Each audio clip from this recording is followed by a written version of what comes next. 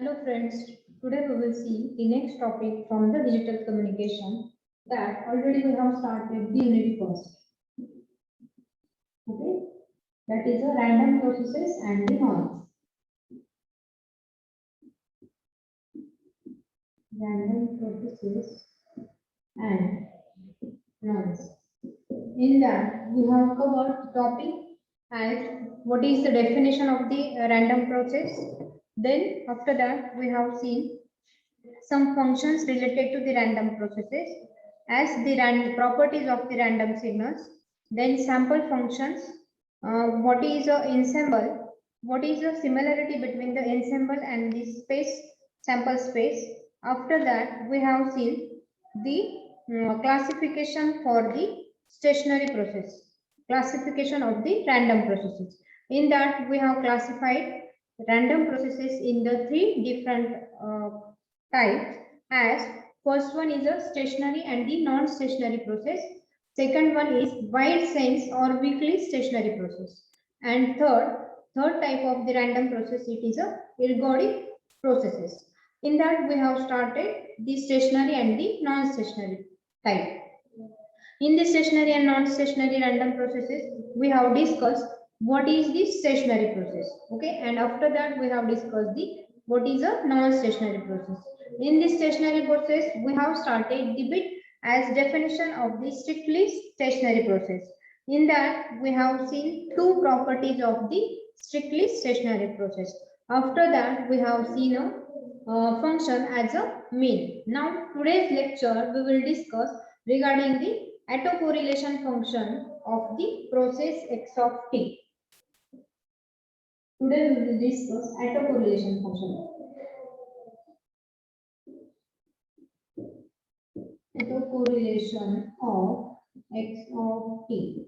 Autocorrelation represented by the function as capital X of t. And this is the very important question which was asked from the Pune University question paper as from the May 2012, 13 and 15, and in December 15 and 16.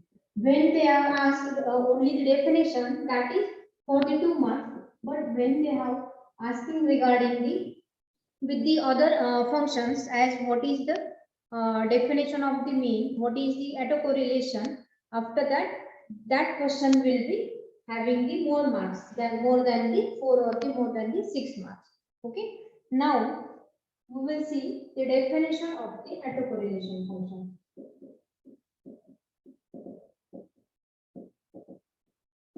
Okay, how we can define the autocorrelation function?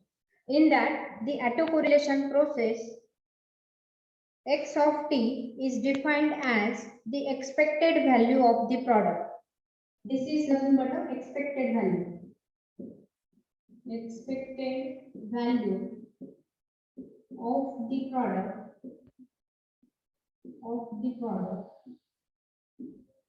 with two terms of the product of two random variables of product of two random variables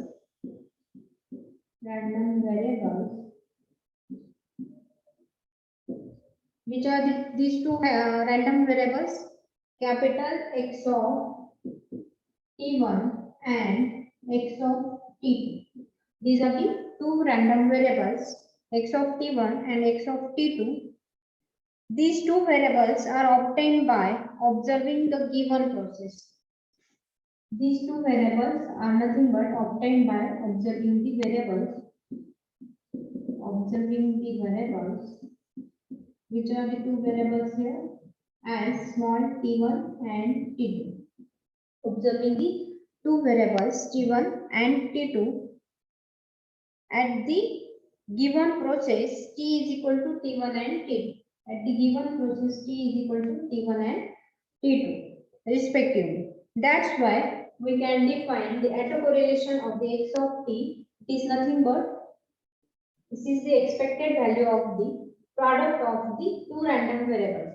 This is nothing but a product term of these two random variables as random variables, we can represent x of t1 and x of t2 by observing the process of the variable when t is equal to, at the time t is equal to t1 and t2. Okay, this is the definition for the autocorrelation function. Hence, I will repeat once, as autocorrelation of process x of t is defined as the expected value of the product of two random variables x of t1 and x of t2, and these two variables are obtained by observing the given process at t is equal to t1 and t2 respectively. Okay, they have given the time period when t is equal to t1 and the t2. That's why mathematically we can denote the autocorrelation function. Mathematically we can denote the autocorrelation function Rx of t1 and t2 is equal to capital E of the product term of two variables x of t1 into x of t2. It is nothing but we can represent autocorrelation of the process E of x t1 into x of t2. This is the autocorrelation function. Hence, we can express this in this way: minus integration minus infinity to infinity, double integration from the minus infinity to infinity, x1 into x2, f function of the x t1, f x of t2, x1 comma x2, dx1 dx2. This is equation number 3. Here we can represent this equation by integration from minus infinity to infinity, double integration x1 into x2 of these two terms f x1 t1. This is the here, this is the product term. Okay, and x1 x2 with respect to the derivative dx1 and dx2. This is the equation number 3. And see here, this f of x1 x2 it is nothing but a second order probability density function. This is nothing but a second order probability density function.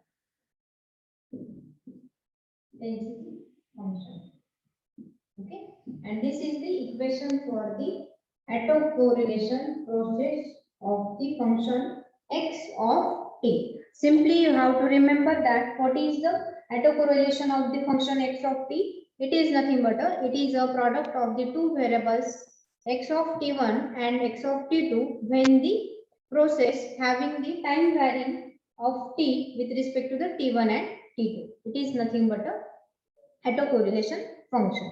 Okay.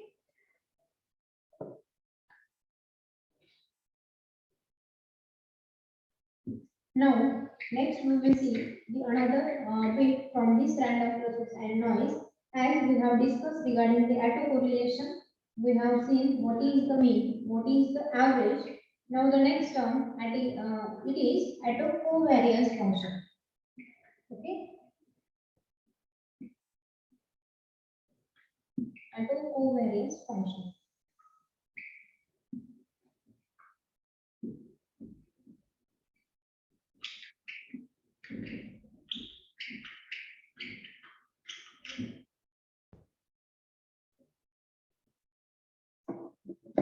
Hence, we can conclude this autocorrelation function of a stationary random process.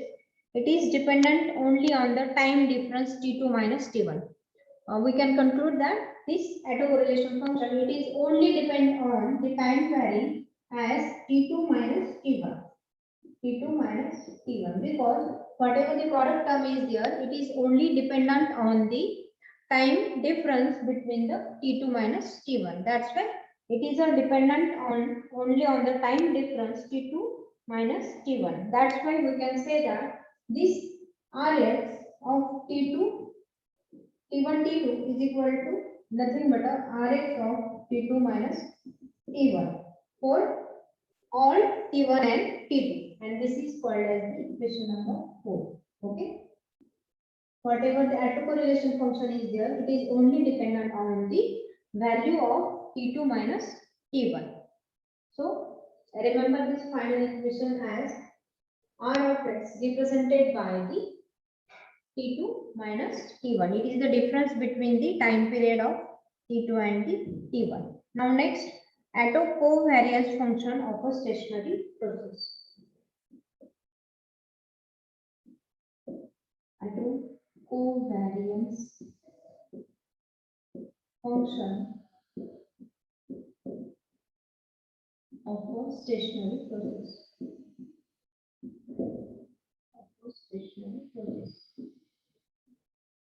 Okay, this was question asked in May 7, 13 and December 15, 16 for the 4 months. Okay.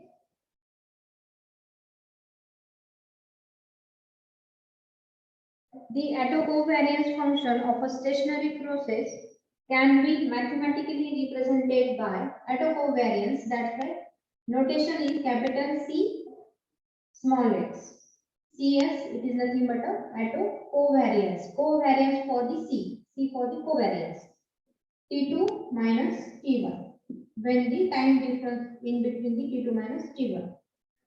First, we have to write down the equation for the autocorrelation function E of x of T1 minus mx and another function x of T2 minus mx. Hence, this is nothing but as per autocorrelation function, Rx represented as T2 minus T1.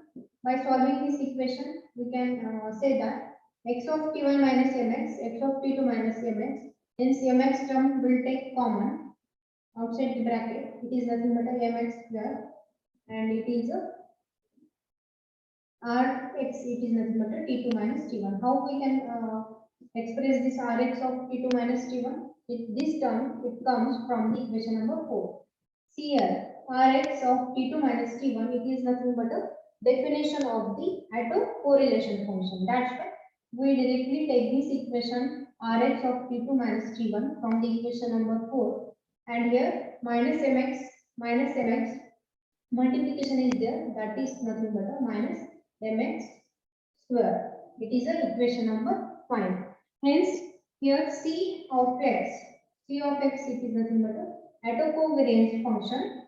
T2 minus T1 represents the autocovariance function. Similar to equation number 5, autocovariance function x of t is dependent only on the time difference T2 minus T1. This function also, it is dependent only on the time varying function T2 minus T1. It is similar to the autocorrelation function.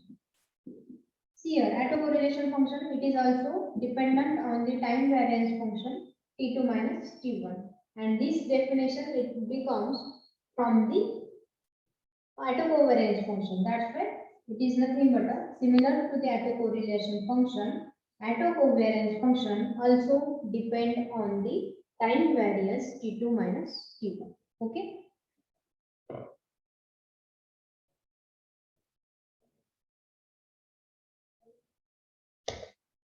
Hence, today we have seen the topic autocorrelation function and the autocovariance function.